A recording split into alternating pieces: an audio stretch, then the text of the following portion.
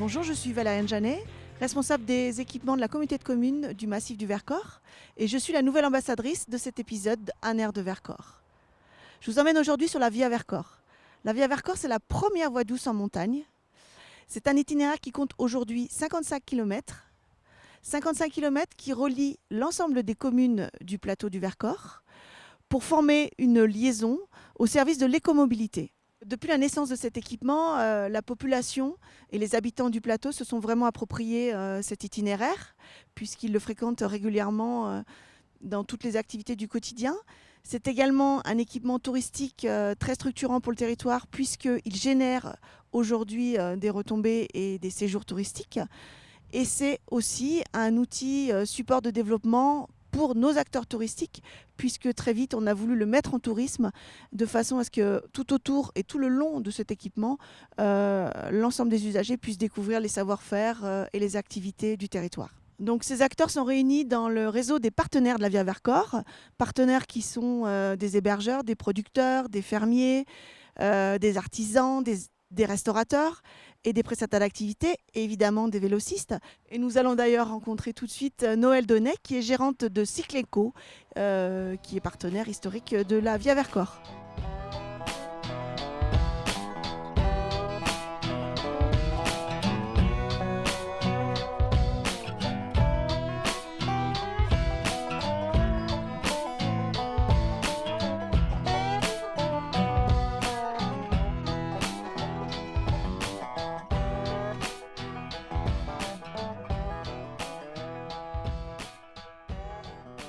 Donc je suis maintenant avec Noëlle Donnet, qui est gérante de Cycleco à Méaudre. Noëlle, est-ce que tu peux nous en dire plus sur ton activité ? Oui, volontiers. Bonjour Valériane. Alors moi, j'ai commencé mon activité en fait il n'y a pas très longtemps. C'est une histoire un peu bizarre. J'étais membre et dirigeante avec mon mari d'une association qui promouvait les déplacements doux sur le plateau du Vercors notamment. Et cette association a connu un tel succès qu'en fait, elle s'est développée pour devenir une petite entreprise d'abord de location de cycles et depuis peu, un vrai magasin de sport axé sur la location et la vente de matériel de sport. Quel rôle a joué la Via Vercors comme support de développement dans ton activité ?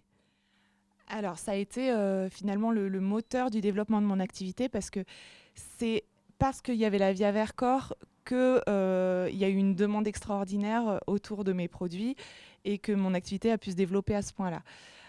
Aujourd'hui, en fait, la Via Vercors, c'est finalement mon principal argument de vente. Quand les gens viennent chez moi pour louer un vélo, qu'est-ce qu'on peut faire ? On peut faire la Via Vercors. La Via Vercors, c'est la première chose qu'on va vendre avec nos produits et c'est la première chose qui va faire que les gens vont revenir et vont être ravis d'être là. Donc, c'est vraiment au cœur de ce qu'on fait tous les jours, notamment dans la location de cycles et dans la location d'autres matériels un petit peu plus ludiques qu'on peut proposer aussi autour de cette Via Vercors. Donc on peut vraiment dire que cet équipement, la Via Vercors, a contribué largement à développer le vélo électrique, certes, mais bien d'autres activités. Oui, effectivement, nous, on a une grosse partie de location de vélo, mais on propose aussi plein d'autres activités telles que des balades en gyropode, la Rosalie électrique. Et les gens qui utilisent la Via Vercors, ce ne sont pas seulement des cyclistes, c'est aussi simplement la famille qui a envie de se promener à pied, en poussette. Ça va du plus petit au plus grand. On a aussi les gens qui vont faire de la course à pied, du trail. On a des vélos, on a des tas de sortes de choses. On a de nouvelles disciplines comme la trottinette électrique et ce genre de choses.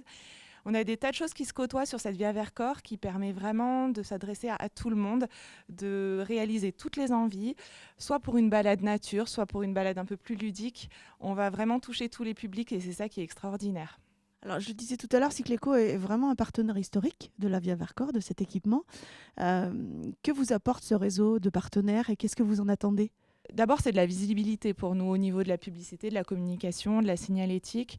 Ça, c'est très important. On peut se reposer sur un réseau qui va entretenir les parcours. Donc, on peut dire à nos clients sereinement que les parcours vont être entretenus, qu'il y a des aménagements qui sont faits, qui continuent d'être faits tout au long de la vie de l'équipement. Et le deuxième point qui me paraît important, c'est que ça permet de créer du lien en fait, entre les partenaires et je trouve ça très important. Tous les partenaires qui sont le long de cette Via Vercors, et ça c'est toujours bon à prendre. Oui, effectivement, le réseau compte aujourd'hui plus de 50 partenaires et nous allons d'ailleurs très vite retrouver Paul Faure, président de la coopérative laitière, qui nous attend à Villard-de-Lans sur l'écosite du Vercors.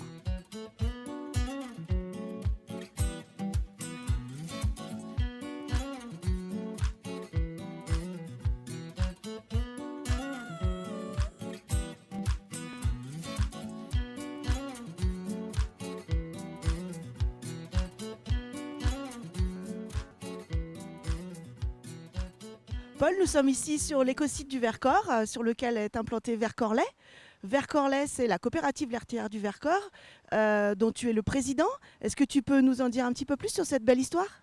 Oui, donc je suis très fier d'être président de cette coopérative où on est 55 producteurs sur le massif du Vercors, Drôme et Isère.